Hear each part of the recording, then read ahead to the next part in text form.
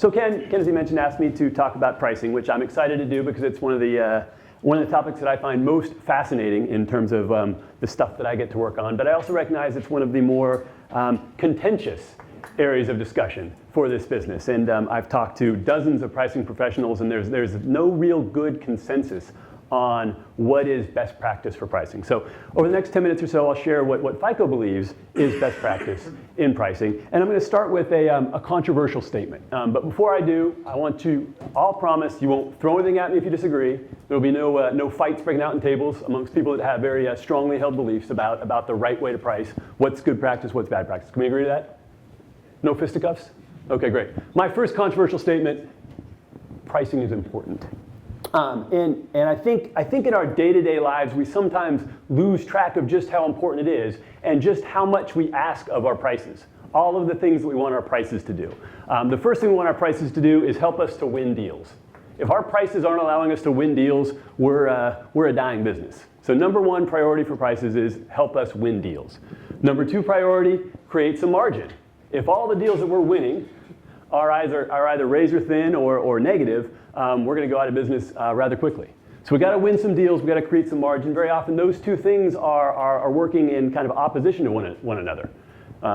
The better price we have, the more we win, but the lower our margins. So right away we have some tension between our first two kind of goals we want to achieve through pricing.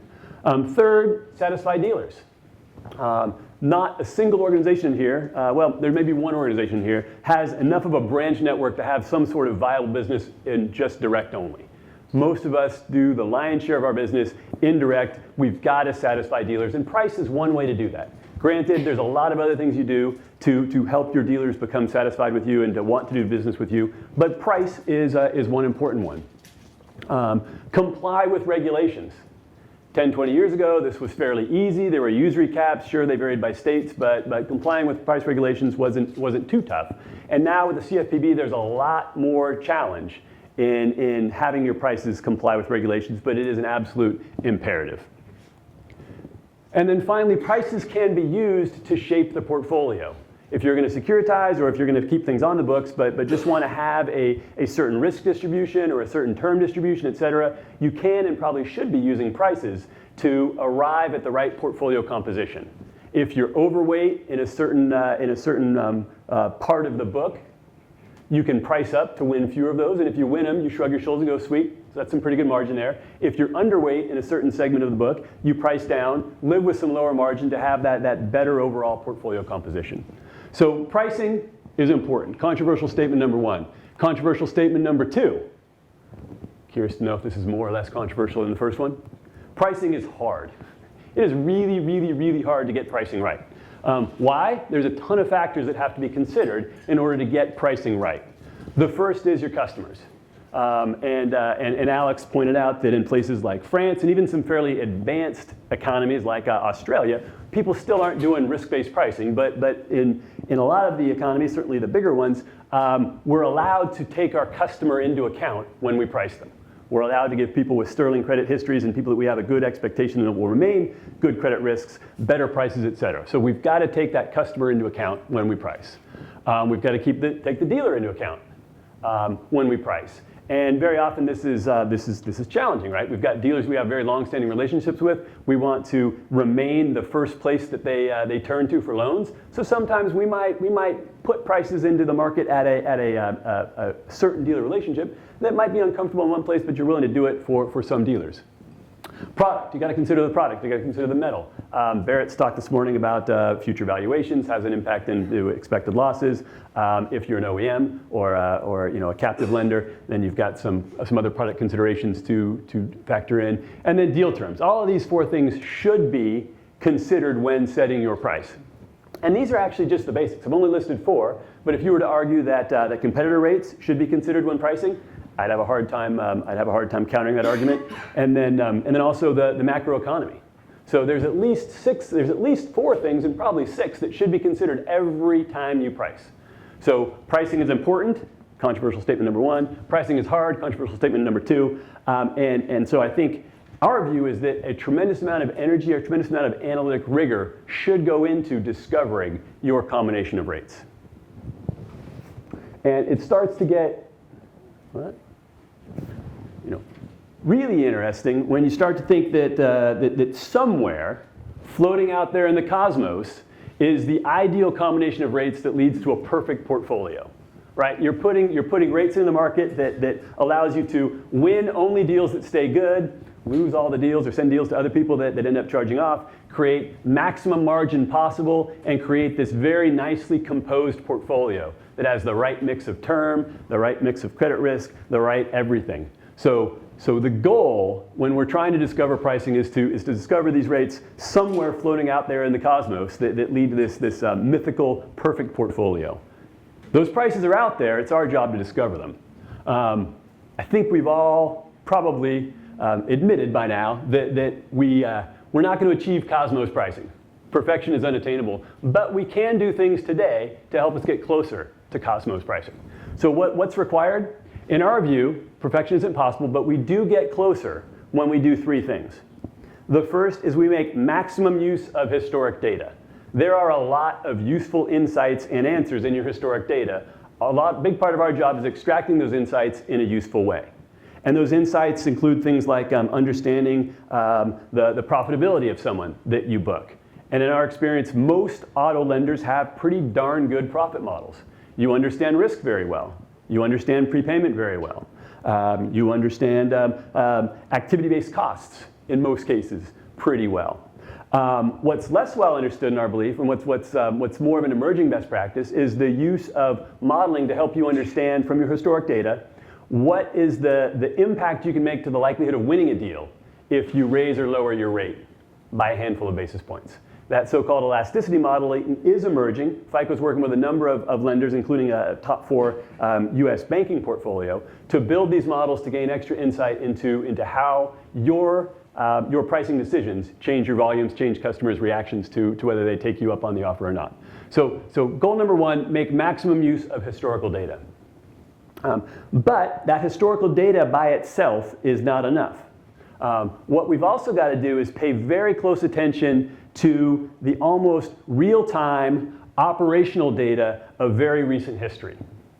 Okay, I mentioned the elasticity models a moment ago that help you to mine historic data, help you understand how people are likely to either be more likely or less likely to take up your offer and by how much based on how you price. A lot of those models incorporate benchmarking services that look at where the competition is pricing. But one thing that's universally true of those benchmarking services is they're always backward looking. They're always going to be in arrears, and the best way to get a as close to real-time sense for where the competition is and how your prices are operating is to mine your very recent history very aggressively. So look at your win rates by segment this week compared to last week. If your win rates in important segments are falling, that means someone's outpricing you. If your win rates are going up, that means maybe your price is perhaps a little too good. Maybe you can bump your price up, win almost as many deals, and capture more margin. Okay? So those elasticity models from the historical data are immensely important, but just as important is keeping your finger on the pulse of what's actually happening. Where are you booking more loans than you were? Where's your capture rate improving? And that sort of thing should be viewed no more than a day in arrears. And that is the best way to get a sense for how effective your prices are and how you need to adjust your prices near term to achieve the portfolio you want. Third goal is we get closer to perfection, we get closer to cosmos pricing when we marry data insights with our very hard-won, from the trenches, institutional memory and judgment. We're all smart people, we've all seen a lot of things. I'm a dyed-in-the-wool data scientist. I believe in extracting insights from data, but I will be the first to admit that not all of the answers are in the data. We've got to figure out ways to blend insights from the data via modeling and these other reporting techniques with your own intuition, your own good common sense. So these are the 3 things that we believe are really mandatory to get closer to that ideal pricing, that ideal set of prices that leads to the best outcomes. So that has some implications for what's required of a good pricing system. And I think there's really 6 things that are required of a good pricing system, or a good pricing system should help you do. The first is leverage all relevant and available analytics. Make sure that your profit model that's been very carefully constructed, that you've grown to trust over time, is incorporated. Make sure that you've got some good analytics around what's the price response function of all of our customers relative to our best understanding of the competitive environment. Present near real-time feedback on booking trends. Again, this is looking at capture rate, how capture rate is changing. There will be, even in a fairly stable market, there will be segments where your capture rate is changing in a material way in certain segments. And this is, as an aside, this is one area where obviously scale matters a bit. The larger you are, the thinner you can slice those little segments and still get meaningful insights. So it's a great way for the largest organizations to take advantage of their scale and understand the nuance in their portfolio, the nuance in the business environment right now. Third thing, allow users to leverage powerful optimization algorithms to discover better rates.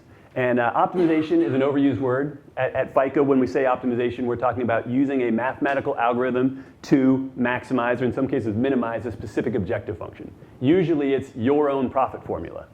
Let's maximize ROE, ROA, however you measure your business, we can maximize that if we have models that understand what is the impact of changing prices up or down. Support price discovery for rehash in addition to standard rates. One of the very interesting things about this business is there's a lot more discussion after the initial offer is made. Analytics can and should be used to support that rehash process. You're in a much stronger position, both with relation to your profitability as well as regulatory discussions, if you're rehashing based on mathematical rigor. If you've got a formula, if you've got a practice that you're using that allows you to come back with rehash offers that are still governed by your profit formula, still meeting all of your profit requirements, and in many cases are using optimization algorithms to define or discover what those alternative offers are. Fifth thing, it's important to be able to override the rates that are discovered from the pricing system when it makes sense to do so. Again, this is marrying your insights with what you're able to extract from the data. That is imperative. And then the sixth thing, we live in a world of increasing compliance. And a good price discovery solution should allow you to track all actions, approval, and system performance. When the CFPB comes in and asks you what you were thinking when you priced 6 months ago, you should be able to say, these are the models we use, these are the assumptions we made about the competitive environment, and this is the job that we ran. Joe ran these 12 jobs, we had a committee meeting, we reviewed it, we picked this one pricing scenario, we promoted it into the market, all of that is tracked in the system. And by the way, we can prove that all the deals that we rehashed were governed by our profit model, went through an analytic review to ensure that they were meeting our objectives. So there was no preferential treatment based on, or non-preferential treatment, based on any impermissible data. So those are the 6 things that we think you should be looking for in any pricing system that you look for. And one of the things that Scott said this morning that I think was 100% true is think big, start small. So you didn't ask for my advice, but I'll give it to you anyway.